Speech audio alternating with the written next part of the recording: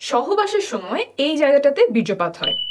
এইখান থেকে শুক্রাণু জরায়ুর মুখ এই পর্যন্ত পৌঁছাতে লাগে মাত্র কয়েক সেকেন্ড। এখন অনেকে আমাকে প্রশ্ন করেন যে সহবাসের পরে প্রেগনেন্সি যাবতীয় তথ্য জানতে চ্যানেলটি অতি তাড়াতাড়ি সাবস্ক্রাইব করুন। কতক্ষণ চিত হয়ে শুয়ে থাকতে হবে, পা উঁচু করে কতক্ষণ রাখতে হবে, কোমরের নিচে কয়টা বালিশ দিতে হবে, বা শুনেছি অমুক অবস্থানে সহবাস করতে হবে কিন্তু ওই অবস্থানটা আমার কষ্টদায়ক হয়।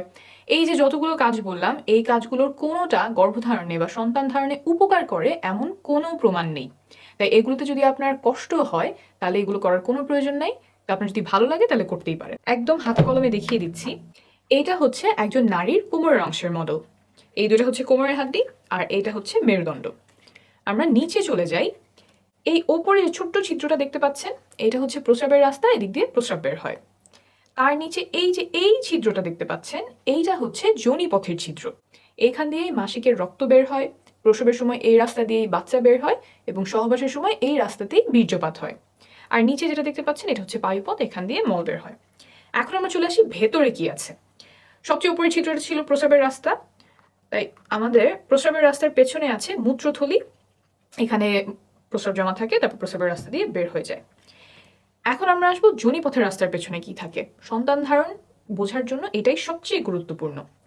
যোনিপথের পেছনে থাকে এই জিনিসটা, আস্তে আস্তে বোঝাই। এই যে দেখছেন ছিদ্রটা, এটাই হচ্ছে যোনিপথের ছিদ্র। এদিক দিয়েই রক্ত বের হয়, এদিক দিয়েই বীর্যপাত হয়, আবার এই রাস্তা দিয়েই বাচ্চা প্রসব হয়। তো এইখানে হচ্ছে আমাদের বীর্যপাতটা হয়। বীর্যপাত হওয়ার পরে শুক্রাণু এইখান থেকে চলে যায় জরায়ুতে।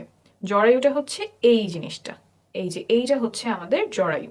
ভেতর থেকে কিরকম দেখা যায়, ভেতর থেকে এরকম দেখা যায়। আমি আরেকটা ভালো মডেলে এই যোনিপথ এবং জরায়ুটা দেখাচ্ছি। এই যে এটা একই, এই জায়গাটা, এইটা হচ্ছে আমাদের যোনিপথের ছিদ্র, এদিক দিয়ে মাসিকের রক্ত বের হবে। ভেতর থেকে যদি আসি